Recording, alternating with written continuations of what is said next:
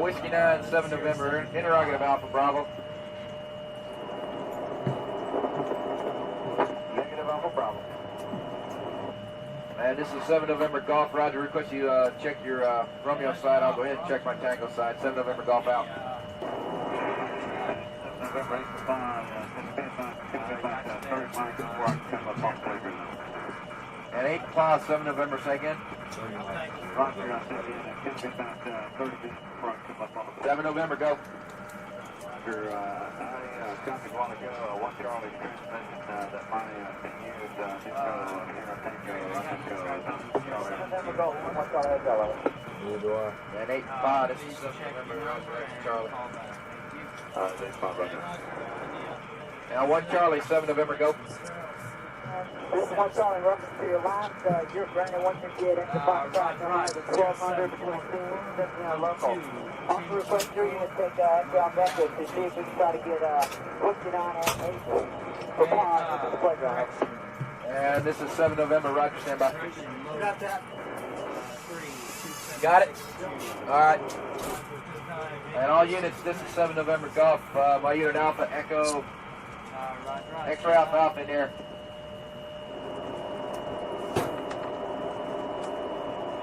One Charlie, Alpha Bravo.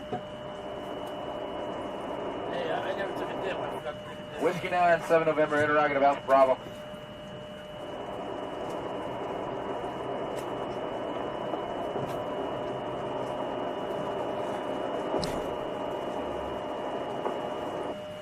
Whiskey 9, Yankee, 7 November Golf, over. This is Whiskey 9 to go. Whiskey 9, 7 November, interrogative Alpha Bravo. Whiskey 9, Yankee, 7 November Golf, over.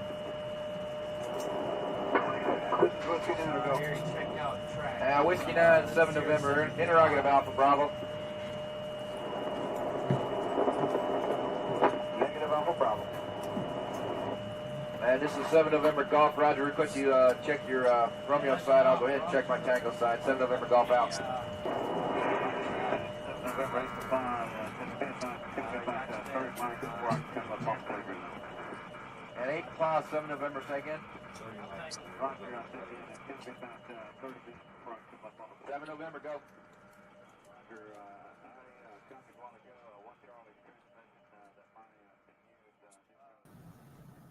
Hey, thanks for making it to our live stream here. We are live and we are streaming on, I believe, 4 different channels because, I mean, the more the merrier, right? And that same concept goes with why there's 3 of us. It's, 3 heads is better than 1. We're going to look at some things in some different perspectives.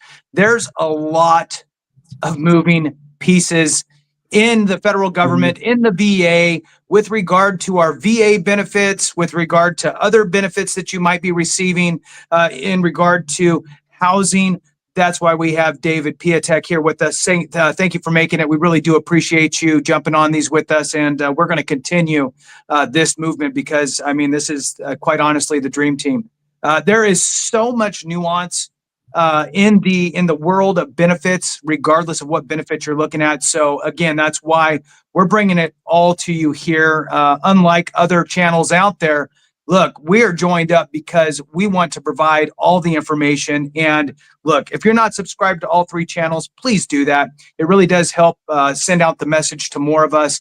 And the other thing I'm just going to throw out there real quick, guys, before we get going is, what I love about this team is not one of us thinks we know it all. We all go, you know what? I don't know it all. And that's why we leverage each other to fill those gaps and to bring as much as we can. And with the help of you, the viewer, subscriber, you guys know a lot too. And putting information in the comments really does help out our brothers and sisters. So with that, I'm going to kick it over to Clay real quick to see if Clay has any thoughts that he wants to throw out there before we start kicking down this this live event. Yeah, there's pretty much 2 major categorically updates. We have tariffs happening right now, which I think is hilarious that it's called Liberation Day. The reason I think it's funny is because we didn't invade Iraq, we liberated Iraq multiple times, and so I just think the word of liberation has nothing to do with the stream or tariffs. I just think it's pretty funny. Okay, and then second, we also have the VA secretary doing something that no other secretary has done. He's actually directly following in the footsteps of President Donald Trump and Vice President J.D. Vance. They both went on Joe Rogan, and the VA secretary went on the Sean Ryan show. If you don't know, he's a Navy SEAL podcaster, and that I don't think we're giving that as much credit as it deserves, Jason, and to every veteran here. One, it's unheard of. Okay.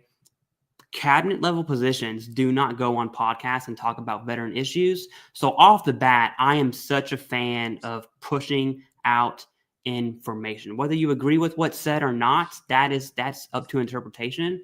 But the fact that the VA secretary is willing to go on a podcast, hello, there's 3 really cool channels right here. I'm just saying, okay. I do think that says something, and I do think we have to talk about it in the veteran space.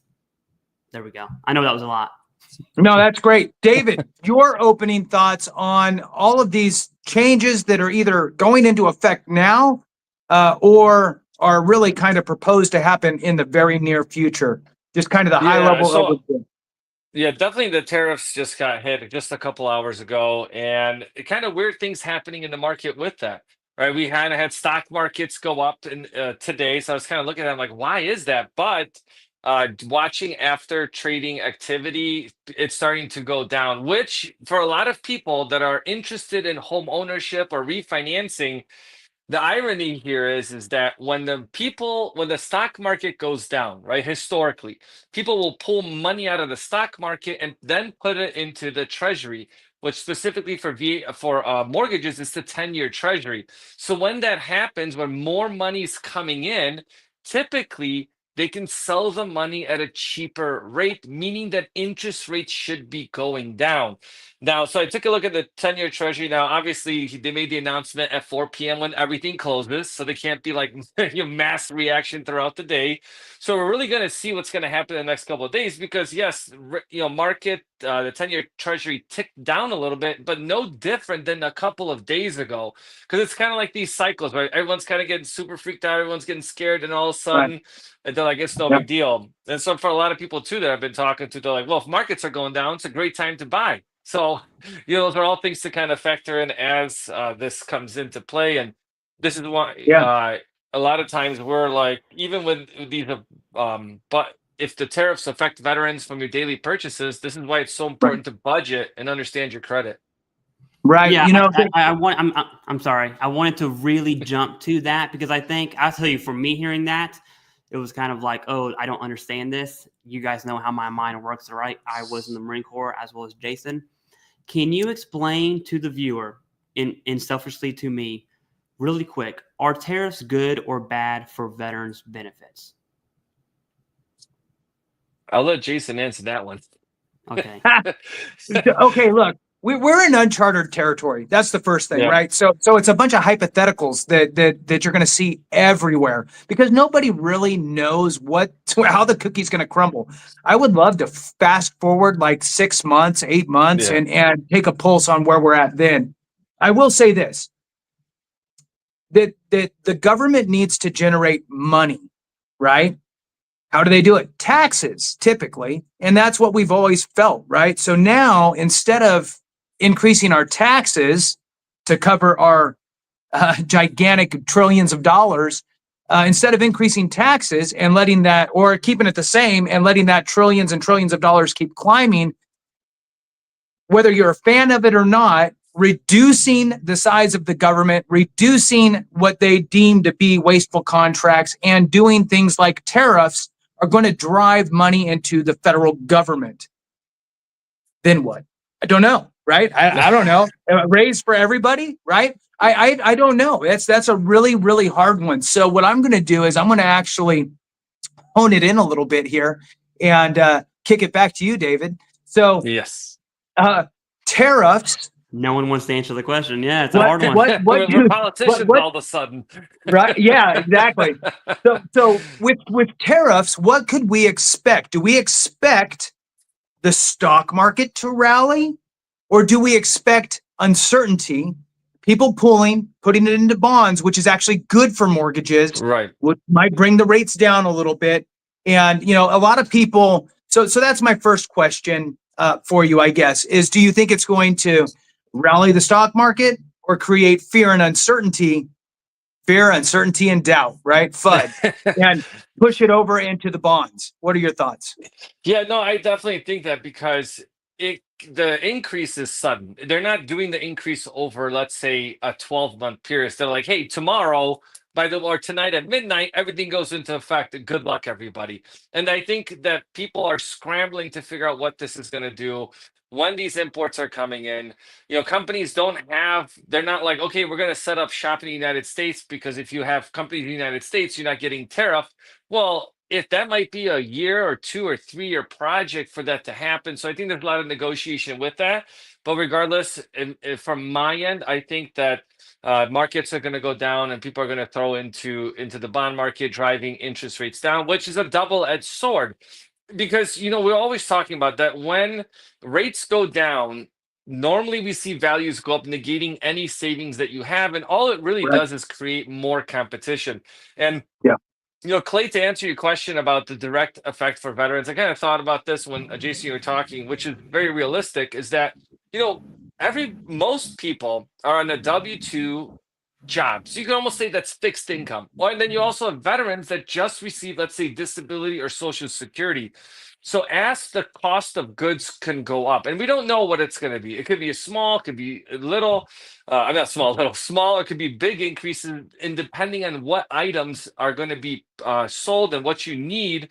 That's why, again, it's so important to budget, focus on what you're spending money on, because the government, we have an index on how much money you spend, basically how much, like how poor you are, because you spend all your money on things that you may not need. So you really need to be careful with honing in your budget during this time and just being ready for the unpredictable. Right. And another piece here to think about, and I'm glad that you talked about that. And look, by no means do we have crystal balls. This is just three guys taking some wild shots in the dark here. So take it with somewhat of a grain. But I think I agree that we might see the bond market kind of tick up a little bit, at least in the short term, to see kind of how this dust kind of settles out. And from a national perspective, I'm not sure where the housing market is, right? Is it locally?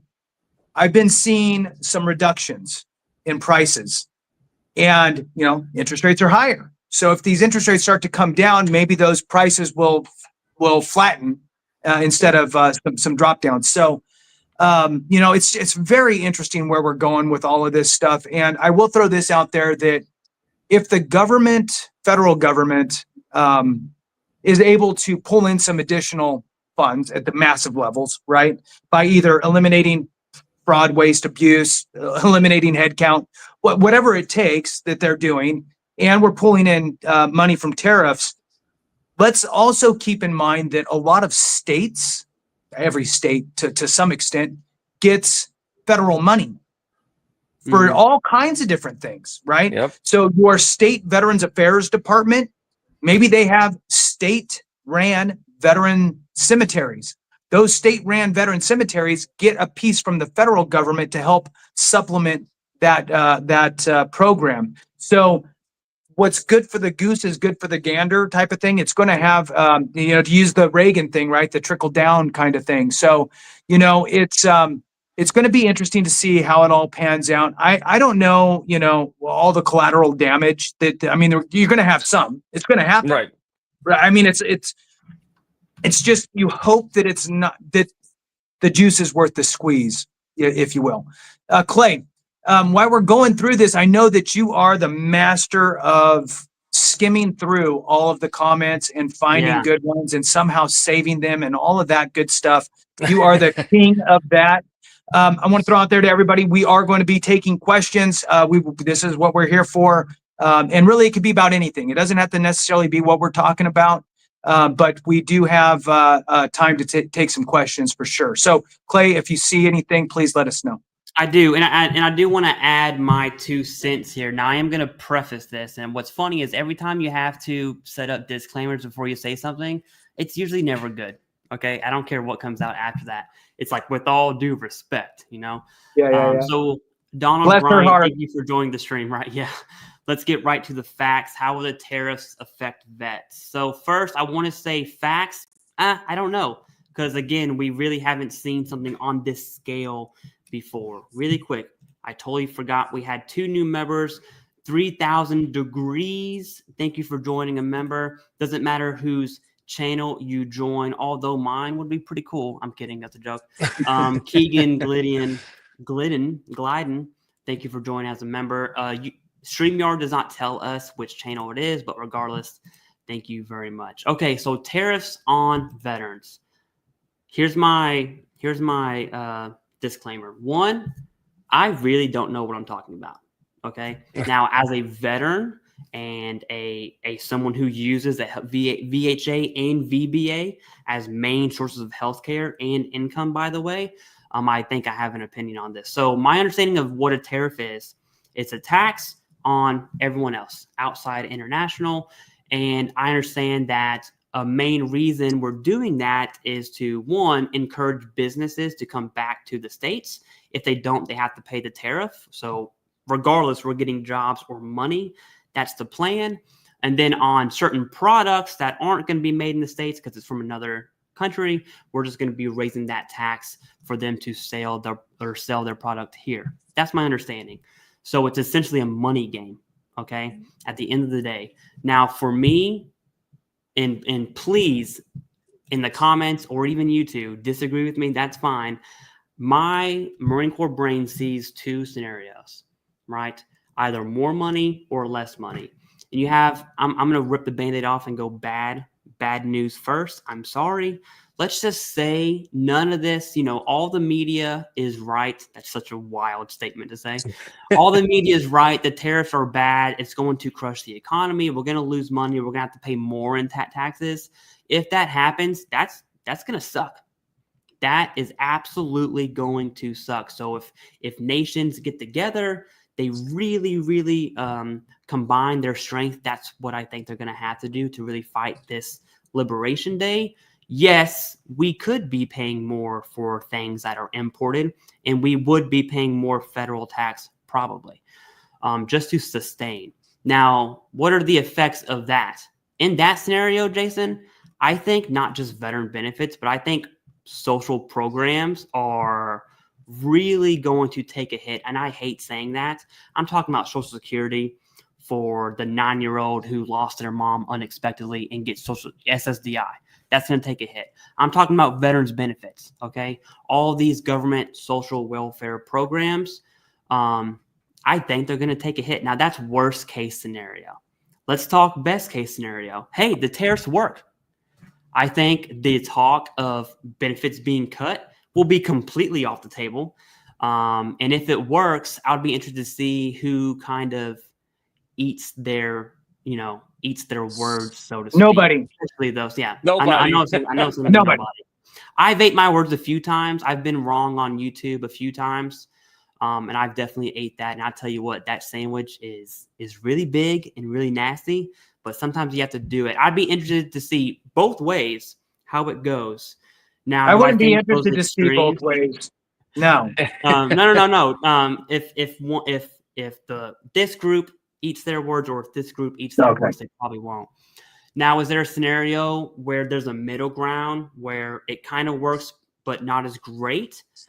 Probably. If that's the case, I think we maintain the status quo and veteran benefits are safe. Okay. To answer your question, I genuinely believe veteran benefits are safe. I believe the VA is trying to increase veterans benefits. That's a very broad statement there. We can kind of break that down. And when it comes to tariffs, that's really out of my ball game. But hey, it's a live stream on Liberation Day. That's my 2 cents on tariffs. Someone please educate me. You can call me stupid. That's totally fine. Just so you know, I'm calling you stupid right back. That's what I got. That's my 2 Rubber and cents. glue. Rubber and glue. Good job. I Yeah. don't know if that is on par. I would love someone to chime in and just say, "Hey, I think you're wrong," or "Hey, I think you're right." We'll save David for last because he seems to be the smartest one. So I'm going to go real quick, and then we'll let David kind of wrap it up. So I think that okay, if we're looking at it from that perspective, right? Tariffs, tax on outside entities outside of the United States, right? On goods and services, mostly goods, right? But goods and services, we'll say. So the one thing that we as Americans, right, are really, really good at, it's good at spending money and buying stuff that we don't need. So believe me, nobody's going to be like, well, oh, you're going to do that? Well, then we're just not going to sell to you. And we're not this little tiny, if it was just the state of Rhode Island, okay. But because it's the entire United States with a bunch of people with money to burn, America, we're on it, right? So I have a hard time seeing it just completely be a belly flop, right? So I think that it will work. Some things might be more, and we'll buy less of that a little bit. But I think we're still, our appetite to buy things, is just incredible. So now, if we do see a cost in goods rise a little bit, right, in some goods, but let's say that the federal government is saving so much money from all of this massive cutting that they're doing, right? Right or wrong, agree or not, right? That we know what's happening. That is happening, right? All these cuts, whether it's cuts on staff or cutting contracts, whatever it is, putting money back into the kitty. Okay, if there's a higher cost for goods, but then let's say there's a small tax cut, so then we're able to continue to buy those things. So that'll kind of be a where we're not too bothered from the veteran benefits perspective. I think the sky could almost fall, and everybody who's already receiving benefits, we're fine. It's just we'll call it the grandfather clause for lack of a better way of putting it. But I think everybody who's already in place is good to go for the most part. I think that it's like you mentioned, it's the 7-year-old, who's going to join the military in 11 years, who then gets out, who then files for benefits, is going to have a whole different landscape to deal with. And I think that what's on the table as far as a legitimate risk of losing, I think that it would be things like secondary conditions and conditions that aren't directly a result from your service, right? This concept of this just manifested during my time in service. I signed the contract, I was fine, and then 4 years later, I got down and I had migraines. I don't know. Those probably aren't going to happen unless you can really tie it to something in your military service. So I think that those are the items that are at risk for the future generations, really. David, your thoughts on that same question, now that you've had plenty of time to Google search the hell out of it. Google, my hands are right here.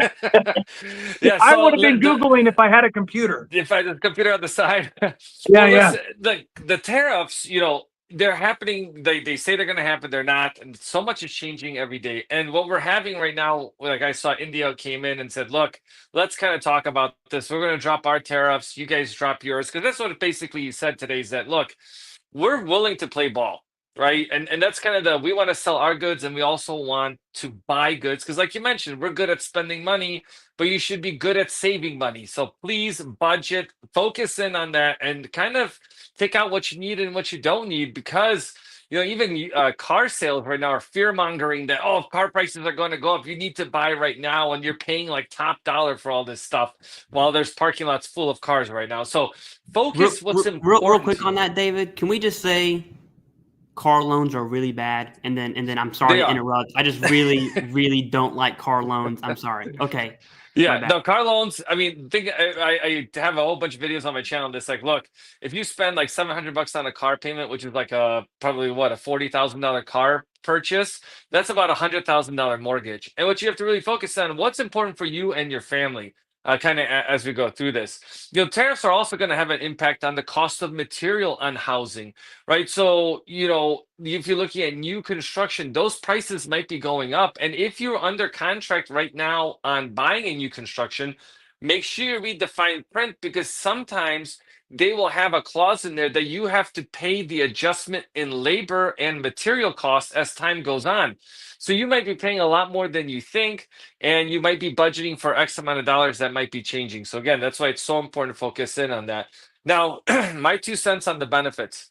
We're a pretty large veteran population. It's over 20 million veterans right now. But over the next 20 to 30 years, that's going to diminish by half, if not more. So I think over time, I think reality is we're going to lose power, because right now we have power in numbers. So if we don't fight for the small things, then they're going to be like, oh, they don't care anymore. Let's take this away. Let's take that away. And then all of a sudden we're going to be up the creek without a paddle, going like, well, what happened to our benefits? So that's why being involved in your local politics, your community. And one thing that I find interesting, Jason, when you were talking about, let's say taxes get cut from the federal government because we're saving money. You know what I think is going to happen? I think states are going to increase their income tax, because states like have huge deficits, either from pensions and all this other stuff. So, they may not be getting the money from the government. They're stuck because government's cutting back on spending, right? They're not giving as many grants as they normally do. So where we may see a shift in federal taxes going down, I think there's going to be an increase in state taxes for that reason. They're going to take advantage of it, just like anyone. Right. You want to make money. Yeah. I did not consider state benefits. So I'll tell you, Virginia right now, although I want to say last year, Jason, if you can remember, there was a huge fiasco at Virginia actively trying to cut VMS depth, which is if you're 100% PNT in Virginia, it's 90 or 100%. Your spouse and dependents can go to state school for free, which is one of the best benefits completely outside of Chapter 35. There was a huge push to cut that. And when you say raising state income, because states are absolutely fighting for dollars, historically speaking, veteran benefits are right there. And you're looking at the big three are Texas, California. I think Texas just passed California for most veterans. You have California and then Florida. Florida, of which has no state income tax. I'm just saying Florida, Tennessee, no state income tax. Food for thought there. But that's something I did not consider, which does kind of put me a little on edge now from the state benefit side. Yeah, and I think that Florida, they're trying to move away from paying property taxes, which I want to touch on. But then you have nothing's free. We always say nothing's free in life. You're gonna pay for it one way or another. It's not like money just comes out of thin air. Or actually, that's how the government does it right now. They just kind of print the money and we're like, here you go, right? So if they take one thing away, they add to another. And if states are gonna start struggling, you have to really consider your VA disability benefits for property taxes. That's something that can be taken off the table, right? I think from a federal level, for them to say, hey, we're just not going to help veterans with their VA disability, I think that would be like an act of war, to be honest with you. But where I think states are trying to change things is, well, if we say if you qualify for a property tax break at this, then we're going to take that away and increase it, or we're going to start putting limits on it. And we see that across different states. And like, I'll give you an example in Illinois, where I'm from. If you have a 70% or higher rating for VA disability and the equalized assessed value is 250 or below, you don't pay property taxes. You pay property taxes on the difference of that. Well, they came out and said 70%, but most states are 100% permanent in total. Right. So now they're like, oh, man. And then counties are complaining because, we're not getting enough tax revenue now.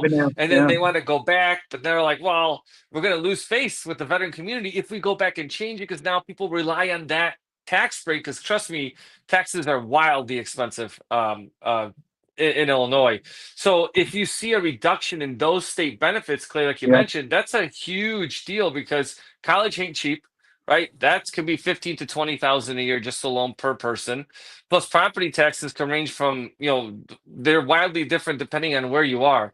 So those things will have an effect. And if construction costs go up because of this, we're going to see negative effects. But there's also balancing to the system because, if lumber costs go up because we get it from Canada, well, they've opened up lumber, right? They say, hey, let's go ahead and force in the United States so we can cut that cost down. So you might even see lower prices, but it's just so hard to tell this Right. early on in the process. But at least I think the point of like what we're doing today is to make people aware, like, hey, you need to be Right. tracking this. And when there's Yeah. major events coming up, we're Yeah. jumping in and talking.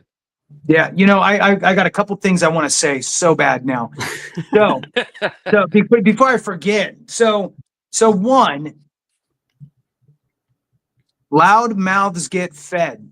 Okay. Mhm. There's plenty of groups out there that are, just noisy and they're getting what they want. We need to be like that. Gone are the days of sit back and just let it happen and it'll be fine.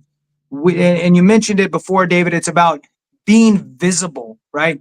Going to that committee meeting, going to the, whatever other veteran kind of things are going on in your local geographic area, right?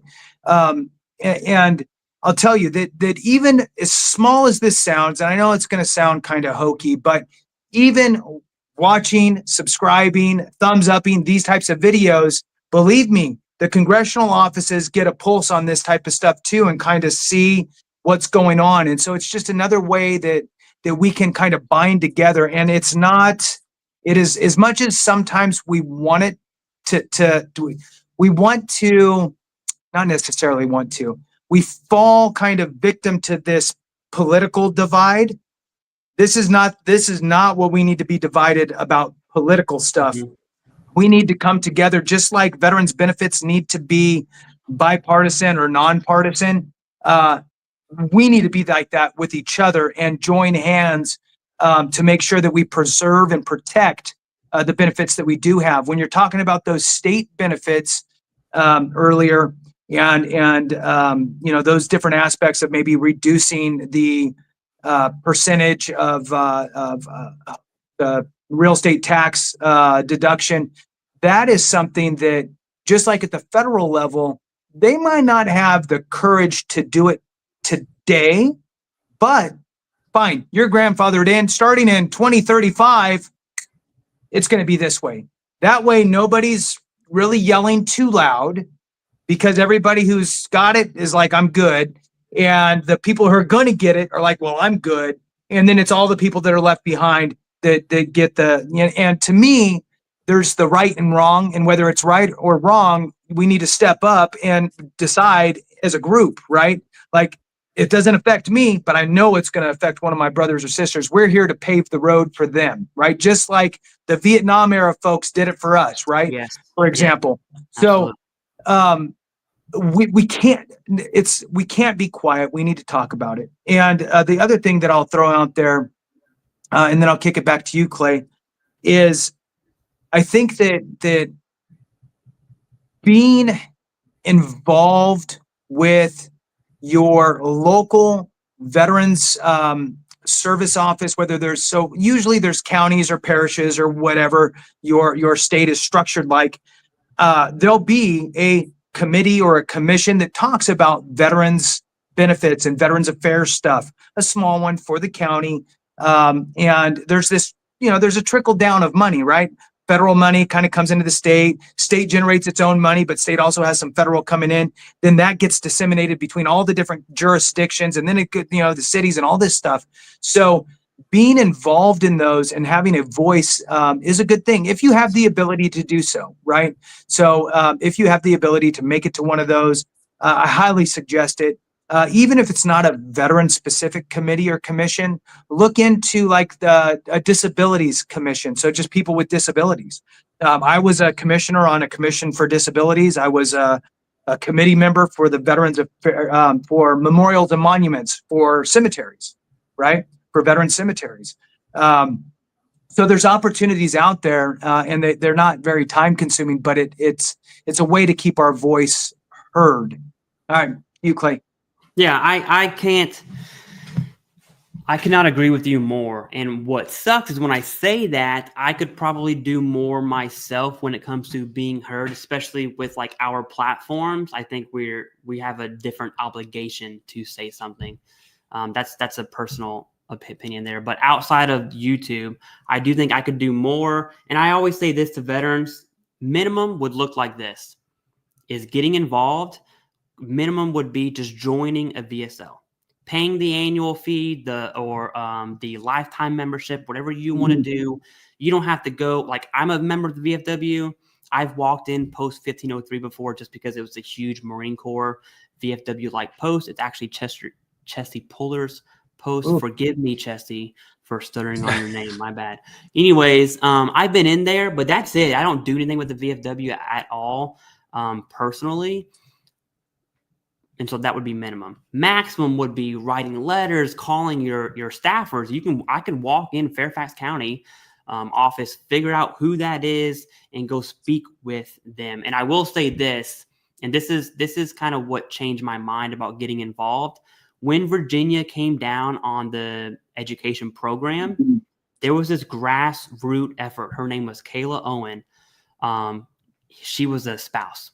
Okay. She was a nobody. She was just affected by this. She had time in her hands and she made it her business.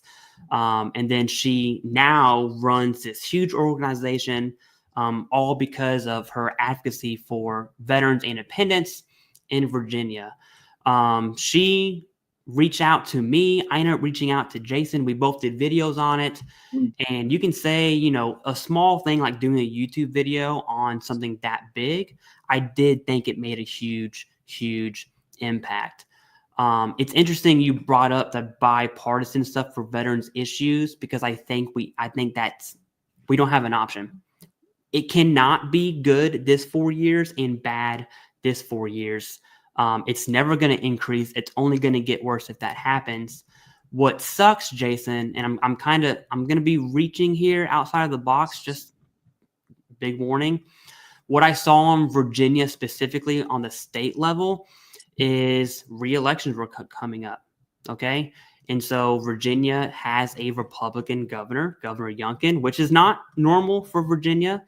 It is kind of a swing state, but it's more than likely going to be blue than anything else. And right now it's a red state, technically. You could argue that a lot of people from the other side of the aisle threw this veteran education benefit on the table, knowing it was going to be protected or vetoed or whatever that looks like, just to cause hate and discontent with the veteran audience. We're taking the bait, we're bickering back and forth, and all of a sudden you have veteran issues being bipartisan. We cannot let that happen at all. I'm not saying always go right, always go left. I don't care. All I'm saying is stay grounded in veteran issues. I hope that makes sense. Now, real quick, we have a new member. Thank you, Bree. What the beach?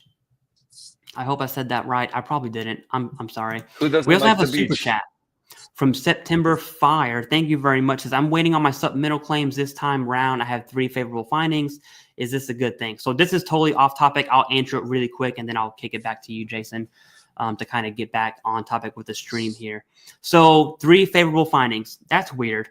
There's not that many favorable findings we can have. You can have in-service events, which is in my opinion the best favorable finding to have. You can have the current diagnosis. If you don't have that, I'm gonna say shame on you. That's an easy one to fix. Go get diagnosed. The other favorable findings are the VA will concede that you're a Gulf War veteran, that you rated a terror exam, which is basically a useless favorable finding.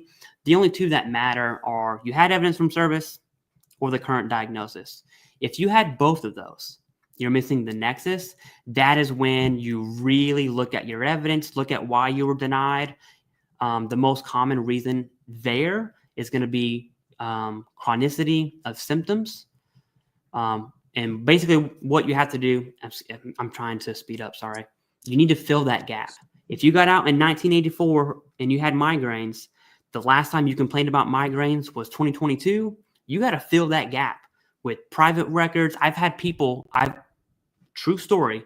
I've had people upload receipts for Tylenol and prescription medicine going back 20 years, Jason, just to show chronic symptoms throughout the years. That's evidence. That's probably the most common reason people get denied. And then, of course, the Nexus, that if you are missing the Nexus, there are companies out there like American Medical Experts. There are tons of other options to go, but it depends on what those favorable findings were. Okay, there's that. Had to get off topic there for a little bit. Yeah. Back to tariffs, benefits, and states and all this stuff. Go ahead. Well, and just to throw it out there, that she said supplemental claims. So it could be that like I have 3 different conditions and I got favorable findings. Could have been the same favorable finding for each one. Don't know. So anyway, the bottom line I'm going to encapsulate it a little bit. So when the VA provides you their decision, right? It's going to, if they're denying you, they're going to say, hey, look, this is why we denied you. And this is some of the favorable findings that would have been good or that are good for your case. When you read through that, you just need to essentially, like Clay said, fill in the gap. There's a piece that's missing somewhere that you didn't provide enough solid evidence for.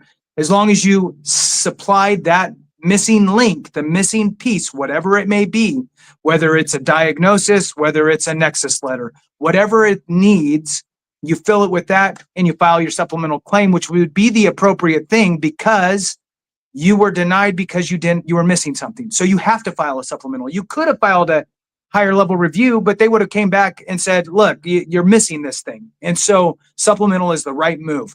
All right, David, question for you on, okay, there we go. Are you ready? So if somebody is currently in the market with everything that's going on today, okay, but they have time on their side, meaning it's not a move for a job. Maybe they're moving, just they want to get a house that's they're either downgrading or upgrading, but they're staying in the same general area. Their commutes, all that stuff's all the same. There's no real rush. They're just got their eye open. And I know you don't have a crystal ball, but somebody who has time on their side, what would kind of be your conversation with them?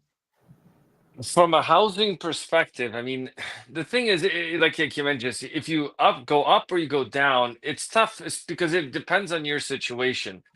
If you are in a position that you own a home and you have maybe a low interest rate, then most likely it's going to be staying where you're at, right? Staying put, because if you downsize, you might be paying the same or more because of where the rate difference is. And if you're trying to go bigger, which unfortunately, fortunate that they are going to be getting a bigger place, they have more space. Unfortunate they might be letting go of a lower interest rate because they need their families growing or their needs have changed, right? And it could be as simple, Jason, as we talk with a lot of older veterans. Hey, I'm in a 2-story. I need to be in a 1-story because of my hip. Okay, that makes sense, but you got to make those decisions from that perspective. Now, if you're not in hey, I'm renting a property and I have time on my hands to find something, well, then I would definitely do your due diligence and research and not rush into things. Because, guys, like, I'll sometimes talk to people that are like, I need to buy a house tomorrow. I found something I love. I need to get pre-approved right now. And then, like, kind of things fizz out because they're like, hey, we didn't find that one. And then we've been looking for a year. And then the opposite happens, like it happened to me, where I'm like, I'm not even really looking. I'm just kind of like looking around. And then you find that gem. And you're like, okay, this is something I want to move on, which is a much better feeling than trying to rush through something, because housing is a very expensive component. If you make a bad decision in your home buying process, you're not out like a couple bucks, right? You didn't like, hey, I went and bought a cable. I need to, it's cost $10 and, I can return it. Here, you're spending hundreds of thousands of dollars. So if you have the time, take your time. But just know that in the back of your mind, with housing historically, the longer you wait, the higher the values go up. Okay. Yeah. And a lot of people that are out there thinking that, oh, the market's going to crash, home values are going to drop 50% and rates are going to be at 2%. And I'm like, even if there's an adjustment down, I don't think this is like the 2000s or the 1990s when people didn't have these, these magical devices that in 2 seconds, Jason's on there, Clay and I'm on there, like, guys, you need an update. They don't have that, right? They didn't have that. So I think those much bigger corrections than we see today, because now when we see like, oh, markets corrected down, just like stock market going down, what do people say these days? Most people I talk to, well, I'm just going to buy stock because I know it's going to go up eventually. Right. And the Dollar same thing cost with housing. averaging. Yeah. Right. Yeah. It's just historically. Yeah. So it's like, I think veterans put themselves in sometimes in it's like a self-prophecy, right? Right. You're like, hey, I'm going to just wait until do something. So if you wait, again, the longer you wait, typically you see in higher prices on that. The one thing I'm going to throw out there, and then I'll kick it to you, Clay, is if you have in your mind thinking about upgrading, downsizing, buying for the first time, whatever it is, before you start looking at houses and calling realtors, call David. Yes. Yeah. Walk through what it's going to look like, walk through what you're comfortable with payments, walk through all of that, get pre-approved, and then when you search for a house, set the parameters to the maximum purchase price that you're comfortable with. Right. You Don't are just, comfortable with. Hey, because the problem is that people, you're always going to see something that you like a little bit better when you start going higher, right? Oh, well, this one has this. Oh, well, this one has 2 toilets, a fancy toilet next to the regular toilet. Woo, So just remove the temptation. Set the parameters to the dollar amounts that you're comfortable with as far as what the dollar amount per month equates to. But the only way you're going to figure that out is not guessing, right? Don't guess this stuff because it will bite you in the toe. So make sure that you talk to David and handle that prior to looking around. Clay, what you got for us? Yeah, let me jump in on that just quickly. So, but see, the same thing goes for VA disability, because people will just go, today I'm filing my benefits and I'm just going to go ahead and just write it down quickly, submit it, and then I'm done. True. And if you don't, this process is methodical. You have to understand the process. Otherwise, you are not going to win. I promise you, you are not going to win. If you do the research, get all the information you need. Because I talk to a lot of people that'll reach out from watching you guys, and they're like, on my own, I got to 100% permanent total. I thought it was impossible to do it, but I was encouraged and I followed the steps. It's the same thing with housing and your benefits. 13% of veterans have used their VA home loan benefits. That's it. And then, do you guys know what the numbers are of how many total veterans there are and how many of them actually receive VA disability compensation? 30. It's shy of 30%. Shy of 30. Wow. About a third. On this VA home loan stuff, and I just said it in my chat too. I'm a hardcore firm believer, like Dave Ramsey style. I think the only debt a veteran should have is their home loan. Personally, I think those veterans who are working, who have VA compensation, should absolutely crush their credit cards, zero balance, absolutely never have a car loan, get rid of that, and then never have a car loan ever again. In fact, if you want a new car, just slap yourself really hard and say no, and then wait. And if you really want that car, save money and go buy it outright. And that debt, the only debt veterans should have is a home mortgage. I will die on that hill. Now, I do think, I'm going to rope this back to tariffs, David. Someone had said something here. I'm trying to find it really quick. I got to look real close because I'm on the phone. They did say something along the lines that if the cost goes up, cost of living, cost of eggs, cost of toilet paper, whatever, it is going to not necessarily, I wouldn't say devalue, but it's going to lower the value of dollars. VA compensation is going to be a part of that. And so that's probably the most blanket way veterans are going to be affected. And what I just described was like the perfect scenario, right? You are a disabled veteran. You're still able to work full time. If you're 50% or higher, I think you can accomplish being debt-free minus the home loan personally.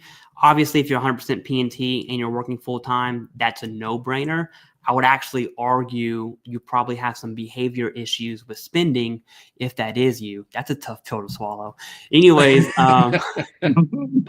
But it's what true. sucks I mean, is, that's, those like veterans are, I've said this before, and every time I do, someone gets really mad at me. Veterans are the most privileged people in America. Now, we definitely paid our price. We signed contracts, whether you deploy or not. It's part of the deal, okay? And that deal was available to everyone who's able-bodied. But we have all these benefits. We should absolutely use these benefits to our advantage, not necessarily get us back in debt. Jason, you had said something about buying a home that you're comfortable with paying. I don't want that to go over anyone's head. My whole life, with the exception of like 5 years ago, was paycheck to paycheck. My mom worked fast food. She still works fast food. She still hasn't got her GED yet. If she watches this, Mama, I'm so sorry for telling everyone your business. But that's like the life I grew up in. Single household. Right. She worked fast food, no GED. We lived paycheck to paycheck. I wouldn't say we were poor, but I can tell you it sucked. Okay? Right. It sucked. Getting socks for Christmas. Right. Here's the thing about paycheck to paycheck. If you're making $100,000 a year, you have VA compensation, 100% P&T with dependents. Let's just call it $45,000, not tax total per year. So you're making about $150,000, a third of it, which is not taxed. If you get a home where your payments are paycheck to paycheck, guess what? You're living the same life I lived. Okay. I don't care if you're making $150,000 or $24,000 on a fast food salary. Paycheck to paycheck is paycheck to paycheck. And I'll tell you this right now, if tariffs do take a left turn, there's a pun there, and we do lose the value of our dollar, even by a little bit, I do think those who are living paycheck to paycheck, veterans included, are going to feel the grip the most versus those veterans who are smart, who only have a home loan debt, who have that flexibility, so to speak. Anyways, those are really my thoughts on tariffs and how veterans should spend their money. Gregory Garland, thank you very much for joining as a member. We definitely appreciate that. That's all I have on tariffs. Now, I am, at any point in time, I'm ready to talk about this podcast with Sean Ryan. Y'all just let me know. Go ahead. Do you want me to? Okay, sorry. That was awkward. My bad. Let's do it now.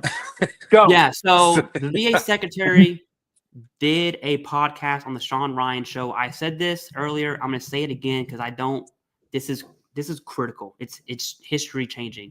And I agree.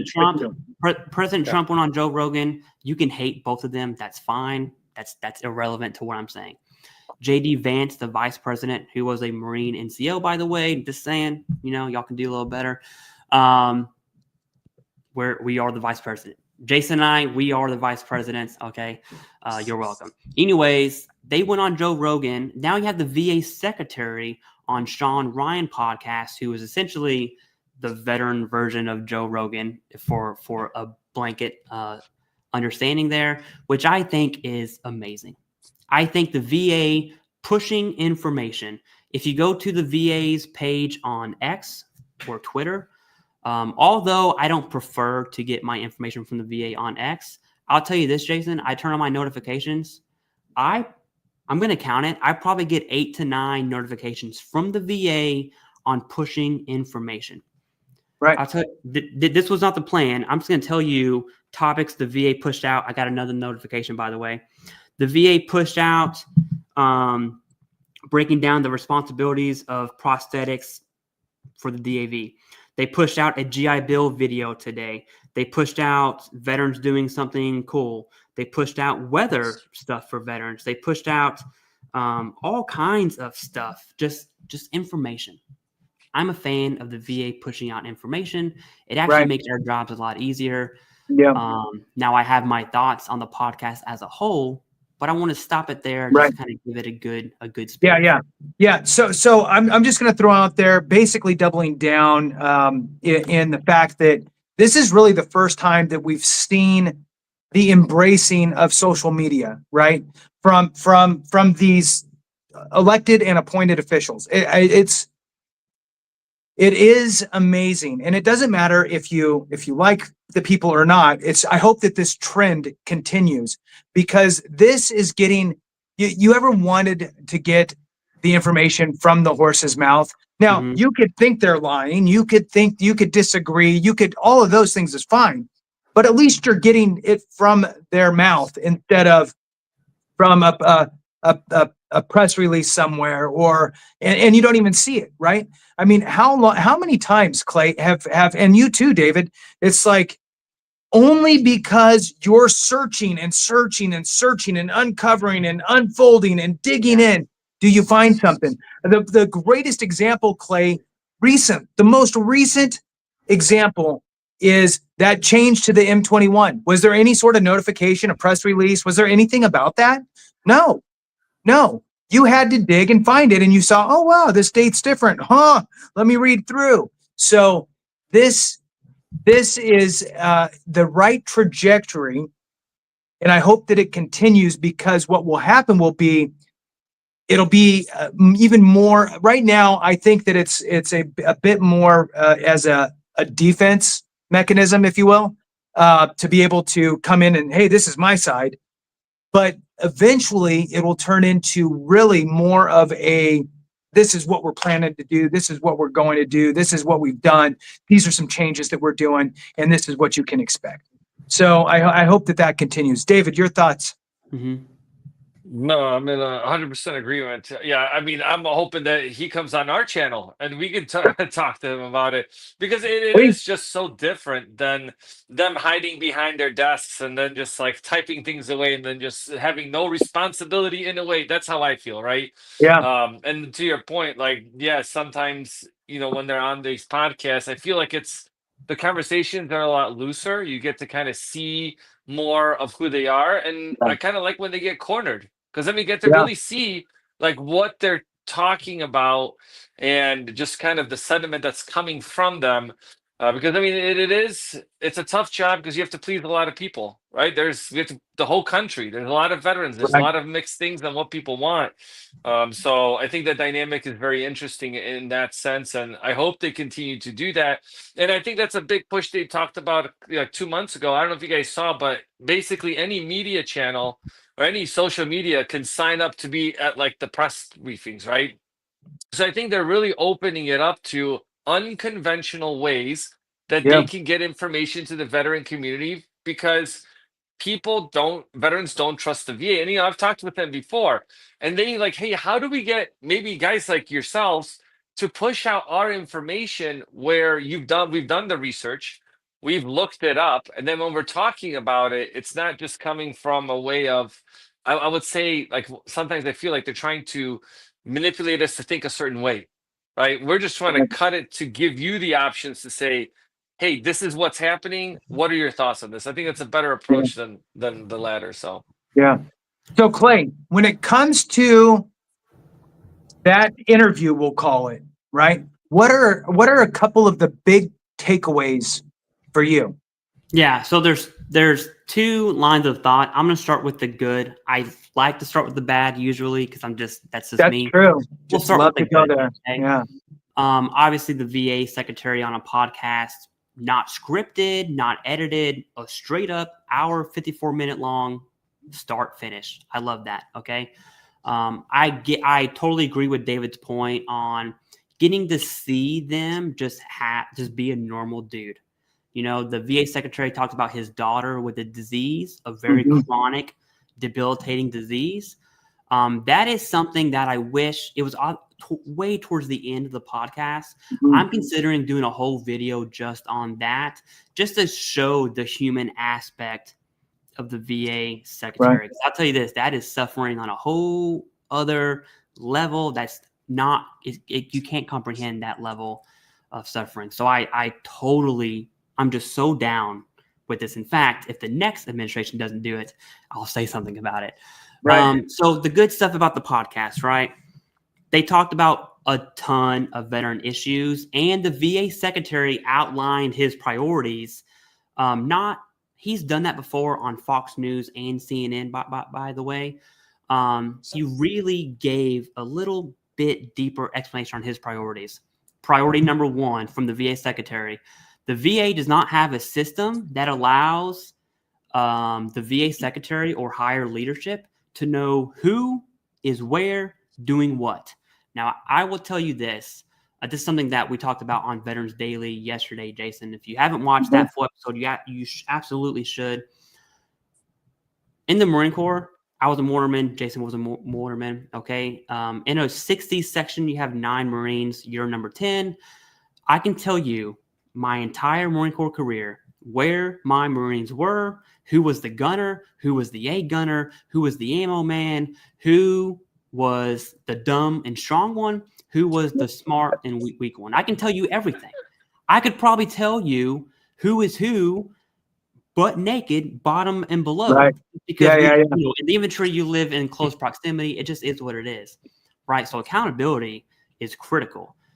It's insane to me that the VA secretary cannot tell you, he doesn't know. He cannot tell his boss, the president, who is doing what and where they're at. Fun fact, the VA doesn't even know how many employees it has. Did you know that? It's 480. That's the number given on the news. But the VA secretary himself has said, we don't know. We do not know. So that's a huge thing. His number one priority is to figure out an HR system for that, which does lead me to a bad thing here. I'll cover that here in a second.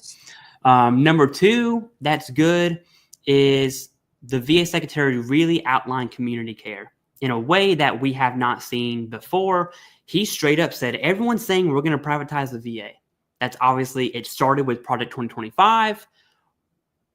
Arguably, whether you agree with it or not, people could make an argument that P25 is happening for the VA. That is an argument that could be made. Whether it's true or not, that's fine. But there are very clear indicators where that's the case. So we don't really know. But he addressed it head on. He said, hey, people are saying we're going to privatize VA.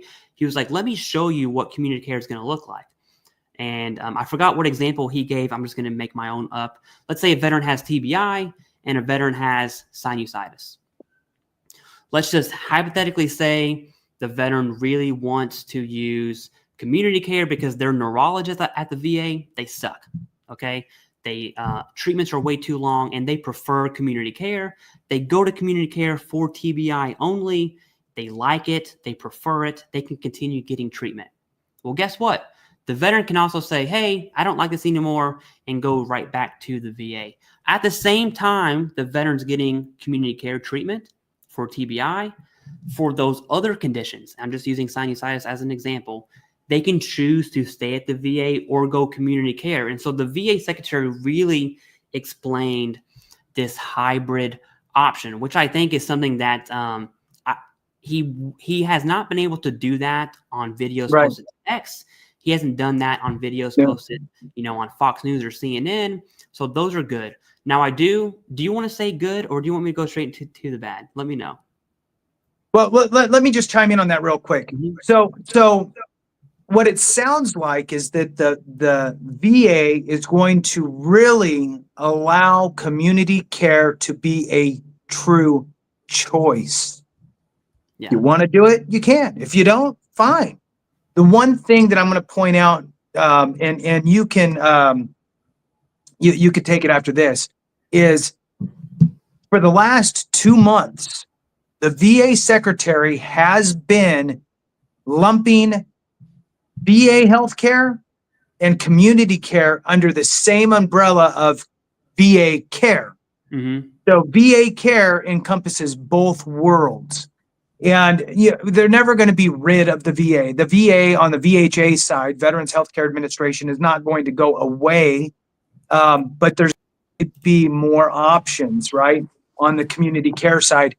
I really do like the idea of it being veteran-led, right? So currently, for those that don't know, in order to get community care, essentially the VA has to not be able to provide it adequately within a certain time frame or within a certain distance. And that's, so it's basically the VA has to fail somewhere in order for a community care to open up and allow that option for you. What it sounds like is instead of that, it's led by you.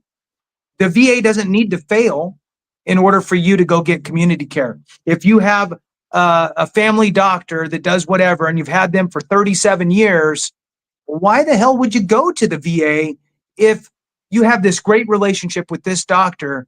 You want to go there for those things. Makes sense to me. Many people have, everybody's situation is different. There's some people out there that have some very serious things going on, and they've been seeing a doctor for multiple years for treatment and all these different things. And then all of a sudden they get awarded their VA claim. They have access to VHA, Veterans Health Care. They quit their job. Now that's their only health care, and now they have to lose their doctor. That's not really the right move. That's not veteran centric. That's not pro-veteran. I think that putting it in the court of the veteran and allowing that choice is awesome, really, because at the end of the day, you get to make the decision. You love your VA, keep going to it. Keep going to it. You need to keep it there, first of all. But if you're having a problem or you have something else that worked, you can do that too. And I like that approach. I think that is veteran centric. Okay, back to you, Clay. Rip off the Band-Aid time. So I do want to talk about the bad, and it's going to seem like I'm attacking Sean Ryan here. I want to be very clear. Sean Ryan is a SEAL. He has I have some real deployments too. He has way more real deployments than I do, and he will murder me and my family. Okay, so if you're watching this, which I highly doubt, if you are, that's funny. But I'm not talking bad about him. I'm just looking at what happened in the podcast from, and I'm going to toot my own horn here. I would call myself an expert in veteran benefits. If I wasn't, I shouldn't be on YouTube anyways. So here's the bad. Sean Ryan doesn't know what he's talking about. And I would argue he wasn't the best representative to put in front of the VA secretary to talk about us. VA Just saying. benefits. Okay. Green button, green button. All right. And he also really honed in on himself and personal reasons of his experience with the VA, which is fine. But you got to remember, this dude's a SEAL.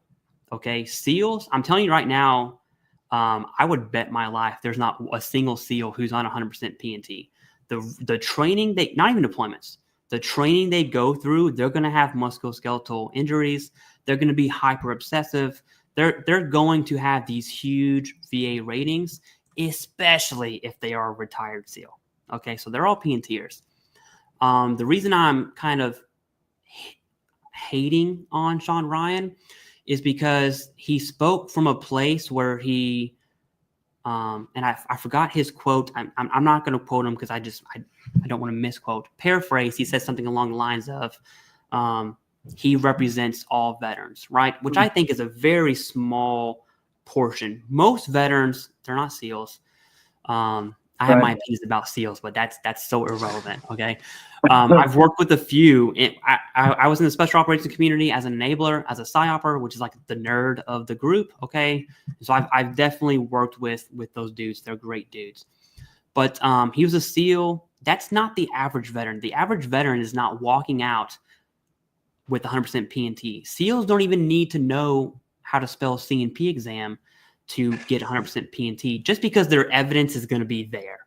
Not to mention, the Navy does not mess around with pre- and post-deployment health assessments at all. They have the evidence. And so I think his intentions were good, just really off the mark there. And then he said things like this, and this is kind of what why I'm saying what I'm saying. He talked about healthcare. The conversation was healthcare based, clearly healthcare based. And he said something along the lines of, hey, I can tell you why veterans don't trust the VA, blah, blah, blah, blah, blah. They denied my tinnitus. And I'm like, okay, well, we're talking benefits right now. Like, Sean's talking benefits. That whole context of the conversation was healthcare. And what made me mad, I shouldn't say mad. What got under my skin is the VA secretary had a golden opportunity to tell a million viewers, hey, you're talking about benefits, brother. we can absolutely cover that. But you have VHA and that was a golden moment to explain how these entities are separate. Now, am I hating on Sean Ryan because he doesn't know that? No, but at the same time, you have this huge platform, and you kind of just put gas on the fire of VA's VA, no separation of the two. He also talked about tinnitus claims. He talked about being service connected for TBI, being denied for tinnitus. And I streamed this whole podcast episode. I actually had someone who, we'll just say, works at the VA, who's one of the most knowledgeable people I know. He put a question in the chat. He said, hey, I wonder if this guy never went to his exam. Like if he was denied, why was he denied? And it's details like that that they didn't talk about. Right. The combination of VHA and VBA. That's one. Now there's another bad thing, and I'll make this really quick. I know I'm talking a lot. If you watch the whole thing, I'm not kidding. Maybe 8 or 9 times, someone made a joke about it in the comment section of every time they talk about mushrooms, take a shot, right? Sean Ryan really tried to push his buddies or friends in the special operations community, nonprofits for psychedelic healing, for TBI and PTSD. It's not that I'm against that. I'm all for it. But dude did it 8, 9, maybe even 15 times. And it got to the point where the VA secretary was like, okay, like is that the only response you're going to have? No matter what the VA secretary said, psychedelics came out of Sean Ryan's mouth, which I think was just a missed opportunity to really get at the meat and potatoes here. And if you're wondering about what the VA secretary's response was, he said he will follow the law that Congress gives him, meaning no medical marijuana, no shrooms until Congress says yay. That's essentially what the answer is. Okay. So I think which is the right answer. Really. Yeah. And to summarize all the blabbering I just did, the podcast was overall good. I don't think Sean Ryan was the best representative for veterans. Right. For his podcast viewers, sure, it was great. For veterans, no. And I think the VA secretary could have done a better job at educating his audience on very simple things. Right. Yeah. Like the difference between the VHA, VBA, and that they don't talk to each other. I mean, I just went to a doctor's appointment at VA at a clinic, and the doctor actually told me, like, I'm sure you're aware that, VBA, VHA, and we don't really talk very well to each other by design because they really want us to focus on treatment, not claims.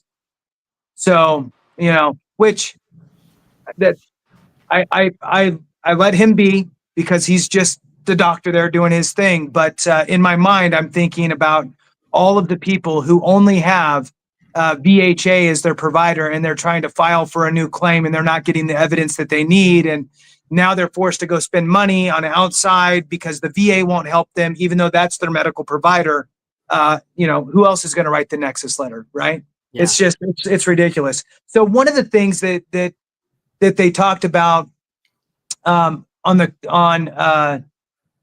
that was really interesting to me was, okay, so yes, it was overboard, the psychedelics piece, right? So, and we can lump marijuana in there as well. One of the things that is trying to happen and will probably come to fruition at some point here is the allowance of taking the federal government, and when you overlay the federal government over the states, it's not the same. Every state has different kind of fluctuations, right? Let's look at marijuana. It's illegal from a state perspective. It's illegal from a federal perspective, right? So there's this weird overlay that's happening, and there is some, I think, recognition of that. And I think what the VA is trying to ultimately get to, at least for marijuana, is, look, if it's illegal in the state, then let's just cut that piece of VHA out, and if they're broken into VISNs, it might one VISN, which is like a big district or region of the VHA, might have a state in it or a portion of a state that would then allow for medical marijuana at some point. I think that that's probably going to be the first thing that we really see that starts to tick into that world. I think that'll be the gateway drug for the VA, and then we'll see how it goes from there. Any thoughts from you, David, on any of this stuff?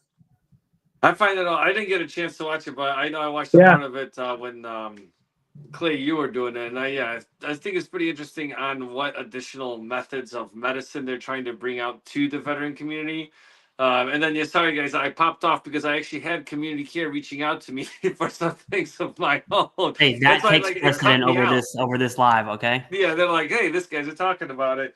But I mean, I'm a fan of the community care for sure, because especially when there's long wait times at the VA, I think it's great where I could go see my own provider, I can go do physical therapy where I need to, and I'm not waiting. Oh, you have to wait 6 months to get in, unlike the dentist, which took 5 months, and they won't let you go outside of the VA, which I don't understand why. Right.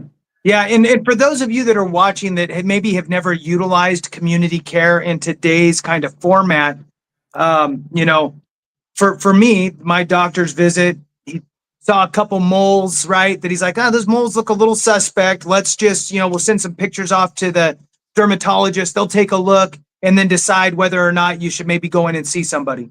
So I get the call. They say, yes, we want you to come in. We want to take a closer look at it and maybe do like a biopsy or something on those. And I'm like, well, better a biopsy than an autopsy. So that's good. But I don't want to drive an hour and a half. Can I do it through community care instead? Sure. And I did all that communication through My Healthy Vet. So if you log into your va.gov and you get into My Healthy Vet, you can communicate straight with your doctor and his team, nurses, whatever. And that communication just bounced back and forth like that in there. And they're setting that up right down the street from me. So I know Clay and I have talked about this many times, utilizing that. That stuff is record. So as you type in your messaging, that's part of your medical record. So be wise with how you structure your sentences. Clay. Yeah, and on the millennial note to that, this is an old man joke, I'm sorry. Same thing Jason just explained, but you can do it from your phone with the VA app, which leads me back to this podcast, and I'll tell you why. So 2 things here. One, the VA secretary, I forgot what he said, but when he said it, I was just like, there's no way that just came out of his mouth. He was comparing the private healthcare world and how better their record-keeping system is, which is obvious. That's a fact, okay? The VA is so far behind. The EHR just got released, by the way, to 9 other VAs. That's breaking news. We'll probably cover that, I'm sure, this week. But then he said that, in the private world, you can message your doctor, you can look at your prescriptions online, and you can't just do that at the VA. And he's saying this on the podcast. I'm just like, dude, the VA app is one of the few things the VA got right. You can message your doctor through the VA app. I'll tell you right now, no, I don't have a partnership with the VA app. It would be absolutely awesome if the VA did sponsor these channels for that, but we don't. The VA app is genuinely an amazing app. You can talk. I sent a message to my doctor today. I just had a TBI residual spell, and it was pretty bad. I immediately hopped on the app and sent a message to my doctor about my symptoms. All that's evidence. Now, I'm not looking for claims or anything like that, but that is absolutely evidence. And something I do want to bring up, Jason's not here anymore. I'm sure he'll come back. Some difficulties there. It is interesting that this is one of our first streams. Hey, Jason, welcome back. I was just saying that it's interesting that of all the content we've created together, this is one of the first times we've talked about healthcare, and all of us just recently went to healthcare appointments, at the VA, meaning you should absolutely take advantage of VA healthcare for sure. We do it ourselves. You should do it too. Now, back to this podcast thing. I pretty much said that, Jason, all 3 of us recently went to the VA, and I'm really pushing veterans to take care of themselves. I mean, healthcare is important. Not only is it evidence for disability benefits, which is critical, but healthcare is important because healthcare is important. Okay, just like you said, biopsy instead of an autopsy would be a good statement. Now back to this podcast. So the VA secretary essentially just crapped on the VA's app, which is hilarious because the VA's app is one of the best things the VA has ever done. They should actually put more effort and suitability into the app. The second thing, Jason, is looking at how the VA talked about certain issues like tinnitus. It really told me that he's not tracking about the changes at all, meaning it's not that they're not important. They're just down on the totem pole of importance. This HR thing has got to be the utmost important. And that I think everyone would agree with that. Community care, establishing that, these firings, how's the VA going to operate after they fire 20,000 people, 40, 60, 80,000 people? That's high on the food chain. These VA SRD changes are low on the food chain. I think that was very evident. I have no proof of that. All I'm saying is the indicators tell me it's not going to be till minimum next year, maybe even 2027, because the issues they're facing are absolutely monstrous. Okay. And last thing about this podcast, I just did a video about it. I want to say 2 days ago or yesterday. The VA said something along the lines that could be interpreted as they don't want veterans to seek increases. Okay. He said something about the VA needs to be focused on helping veterans and curing veterans. And it was from a good place. I forgot what he said exactly, but he said essentially veterans are going back and going back and going back to the VA for increases. And it was not a good look at all. That was probably the most damning thing about the podcast in general. I still think it was great. I still think Sean Ryan's a good host, even outside of his psychedelics and just no knowledge of VA stuff. I still think it was a great podcast. Anyways, those are my thoughts on the podcast on VA Secretary Doug Collins. David, I do have a question, unless you wanted to add something there. We had a question directly for David, and I wanted to pull it up here. Yeah, I mean, I would just kind of add to that using the VA healthcare system. The VA healthcare system varies widely by where you go. Like where I go, it's almost like concierge medicine. Like you said, you message them, they get back to you right away. You need something, hey, here's community care. Like it's fast, like 24-hour turnaround. If you call them, they'll be like, there's an on-staff nurse all the time that you can just say your problems. They'll tell you, go to emergency room, or hey, we're going to set you up on services. You don't always have to go to the VA that you live by either, because like the one by me, people travel an hour to go to, and there's 2 other VA hospitals they can go to. So, know your options because healthcare is so expensive on private sector that if you can utilize it, at least give it a shot. Because like I talked to so many veterans doing veteran outreach events with the VA that it's so mind blowing on how many veterans qualified for it and they don't use it. Even veterans that have 100% PNT, they're like, sometimes they don't even know they're 100% PNT. Because I'll ask them, you 100% PNT? They're like, what's that? I'm 100%. And I'm like, you have all these additional benefits like Champ VA. Because if you know from the private sector, if you're married with 2-3 kids, man, you're paying like $800,000 a month. So it's another way that you can save on costs. Yeah, man. On that, there's one more thing about the podcast I totally forgot about. I definitely want to chime in before I give you this question here, David. Yeah. And I want to mention it because I had mentioned it earlier and I said I would circle back. I totally didn't. My bad. So the VA secretary, number one priority is he doesn't know who is where and what they do. That's not a small problem. That's a big problem. Okay. I find it hilarious that in chronological order of information we've received from the VA, it goes from firing 1,400-ish employees to firing an extra 1,000 employees to a federal judge saying, hey, that was illegal. You can't do it. Many of those employees were reinstated. You can have your own opinions about that. That's fine. Then it goes, okay, well, fine. We have this reduction in force coming down the pipe, 15% across the board for each agency. VA for you, that's about 80,000 employees. And so now we start talking for 2 weeks, I think, Jason. Everyone's talking about firing 80,000 employees. It's to the point where every time I see a headline, I don't even read it anymore because it's like, whatever's in there, no one knows what they're talking about because we just don't know.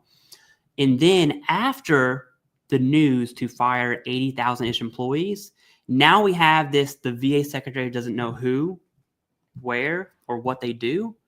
I'm questioning, well, how in the world did he fire 2,400 people to begin with? How in the world is there even a thought to fire 80,000 employees when you truly don't know who is where and what they do? In my opinion, I still like the VA secretary. People really don't like me for that. I still think he's genuinely the right person to be a VA secretary. I'll die on that hill. At the same time, dude, he's got to address this issue. There's no way. I just can't support it. Okay. I like him. I can't support it. Those are my thoughts on that one. Go ahead. You know, the first 1,400, am I echoing? Can you hear me okay? Yeah, you're fine. Okay. You're fine. So the first 1,400, 2,400 eliminations were almost a test run. Right. It's in the category of, new hires. They're in the probationary period. Okay, that's about all they can really focus on. Then they realize, oh, we're firing people that are not low performers. We're firing people that are in critical positions. Okay, this is an issue. Now we get this mandate from the executive branch saying, hey, look, it's 15% or 20%, 80,000 people that you need to reduce. What's the first thing you're going to do as the head of the VA? Okay, bring me all the data on where everybody's at so I can see. I need to see this. I need it, right? On butcher paper. Come, bring it all out. Let's do this. Cricket. Oh no. It has hit the fan. You know, you don't know what's behind the curtain until you move it. And then once you do, there's no one seeing it.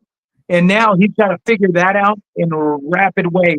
And as soon as he understood that he didn't have the information, all of a sudden it's 80,000.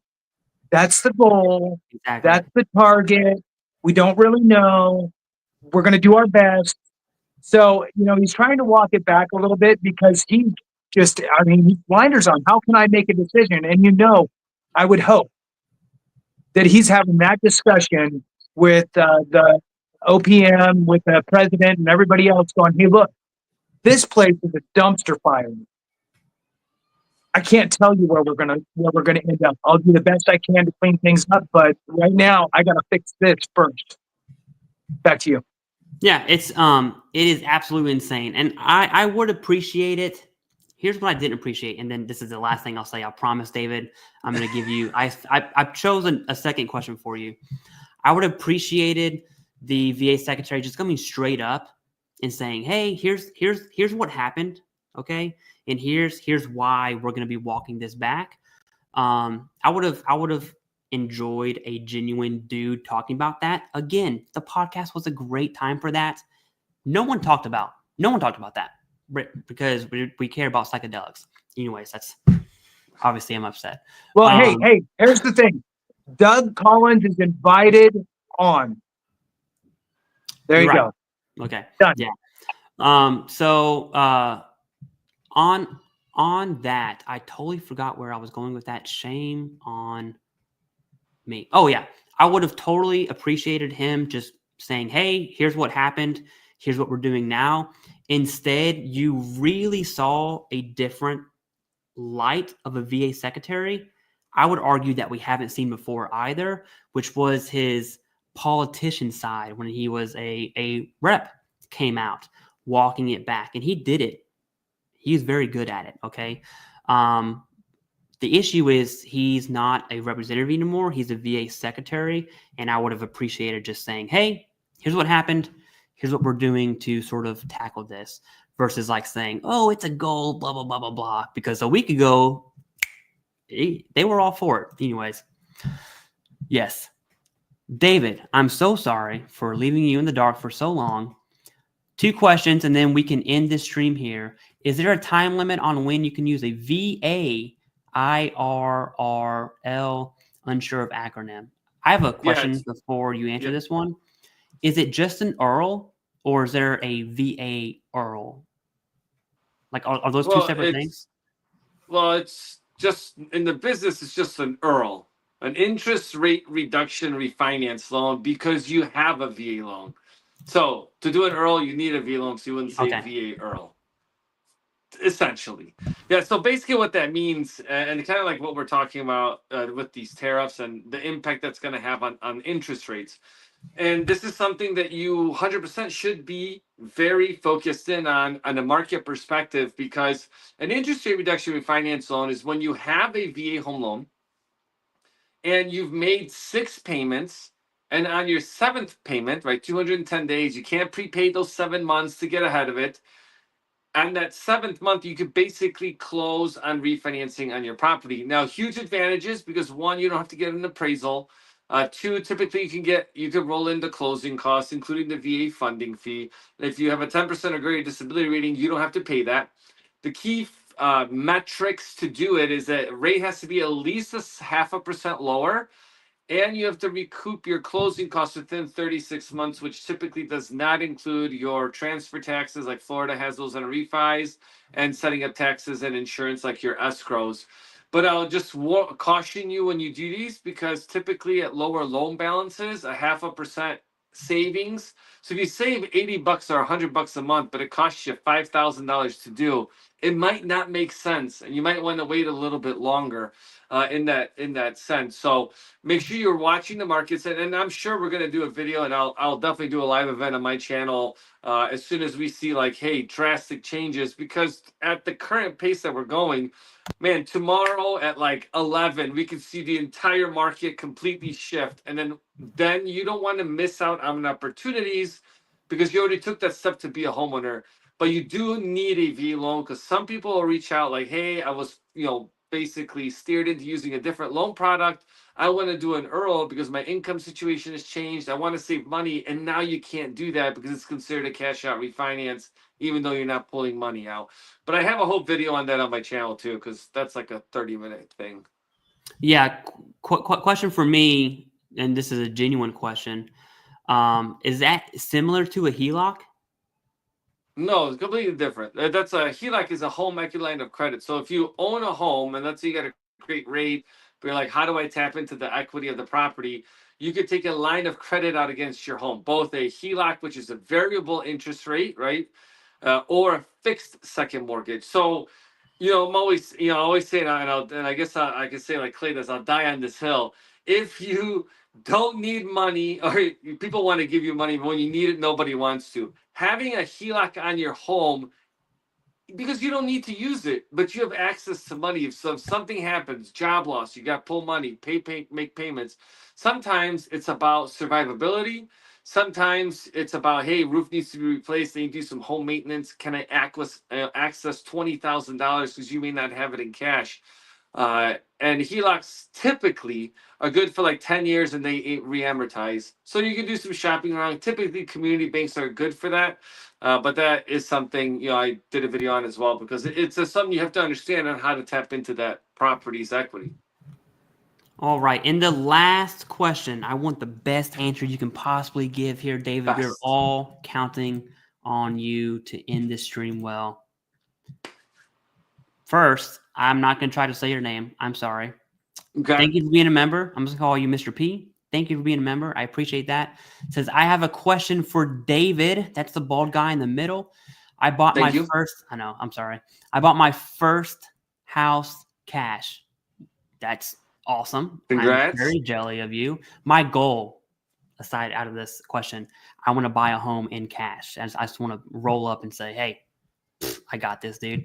Anyways, I can't do that if you're wondering. If I use my VA loan for the first time to buy a rental property, will my primary residence have to be that rental property?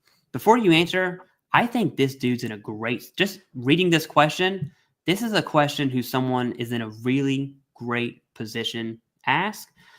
He bought his first house cash. That's insane. I'm going to assume you're still pretty well off. So congrats to you, dude. And I'm glad to see a veteran in this. Also, we have a new member, Tyler. Thank you. And he gifted 1 membership. Thank you very much. Okay, David, take it away. No more interruptions. Okay, thank you. So yeah, good on you for buying the house, your first home in cash. So the way the VA loan works on purchasing a property, that it has to be your primary residence. Now you can buy a multifamily and rent out a portion of it, but if you're trying to straight up purchase a rental property, you have zero intention of living in it. That's not what the VA home loan is designed to be. Now, a couple caveats with this. One, the VA doesn't have a minimum time requirement for you to live in a property. So sometimes we'll see people purchase a property and then 6 months later they'll be like, you know what, I don't want to be in this property anymore, and they go out and do something else. The VA doesn't restrict you for that. But just knowing, and the situation also has to make sense too, because if you live in, let's say, Atlanta, Georgia, but you want to buy a primary residence in Tampa, Florida, but you have to go to work every day in Atlanta, and your whole financial situation is based in that area, that's going to be a tough decision, right? The lender's typically not going to give you let you do that unless you're like 100% remote employee, and work will verify that. Just because occupancy fraud is probably one of the number one. It is the number one fraud in the lending world. So yes, you can purchase another property, primary residence. You can buy a multifamily, so it's both a primary and an investment at the same time. There's no requirement on you renting out the property you're currently at. So those are just things to take into consideration when you're trying to use the loan. And if you have more questions, schedule a call with me in the link description down below. And so just to double down on the last part of that question, if you're living in your primary home, it's paid off, and you buy a new primary home with a VA and you move into that, then your current home does become the rental property, is what I'm kind of reading in your question there. So yes, your primary residence would become that rental property as you move into your new owner. That makes sense. Yeah, and it could be a second home. It could just be just another property you have. You don't have to rent it out necessarily, but you do have that option to do that.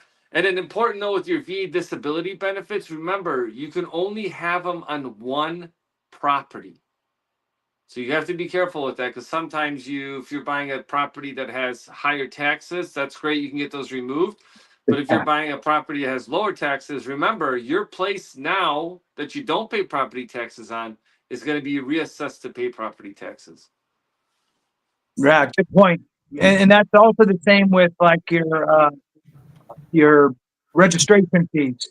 So if you're 100% permanent in total, chances are you won't have to pay your registration fees for your vehicle. You'll get the most likely a disabled plate, but you only get to pick one vehicle for that. So pick the most expensive. 100%. Yeah, with that, this is something I genuinely, heartfelt mean. I firmly believe veterans in America should be living the American dream. Owning a home is a part of that. You're paying someone else's mortgage or you're paying your own mortgage. Get out of debt. Stop being stupid. Get a decent, solid home. Don't live paycheck to paycheck.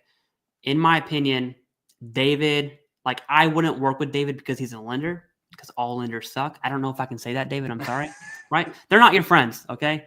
But I'll tell you this. Except for David is a genuine good dude. I have, don't say names, David, but I've recommended my sister to David. I've recommended some of my in-laws to David, multiple of my friends to David, because trust me, I have this love-hate relationship with my little sister, more so hate. I wouldn't recommend her a poor lender to help her out, right? So veterans, non-veterans, VA home loans, conventional loans, I really don't know anything outside of that. It makes me sound smart when I say it, though.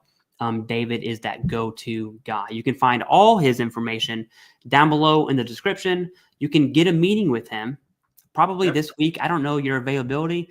He is a little busy. He has some salt and pepper going on in his beard, no hair up top, right? He's definitely busy. But if you get a meeting with him, it's actually David. It's not not a call center in the Philippines. It's not me, right? Although I assume you wouldn't be nasty if I pulled up on your Zoom call, right? You'd be like, oh my goodness, this is Civ. You're so cool. But no, you actually get to talk to David. I'm trying to be funny. I'm failing miserably here. Last thing, I'm going to give it to you, Jason, to close us out. Tyler gifted another membership. Thank you. So did Pie High Marine, and Tyler did it again 3 times for Tyler. Tyler's also a new member. No reason to do that, Tyler, but thank you very much. We definitely appreciate that. Jason, something about helping each other or we're dying? Well, it's basically something like, if we don't take care of each other, then nobody's going to look after Clay. Thanks for watching. We appreciate you. Yeah. Thanks, guys.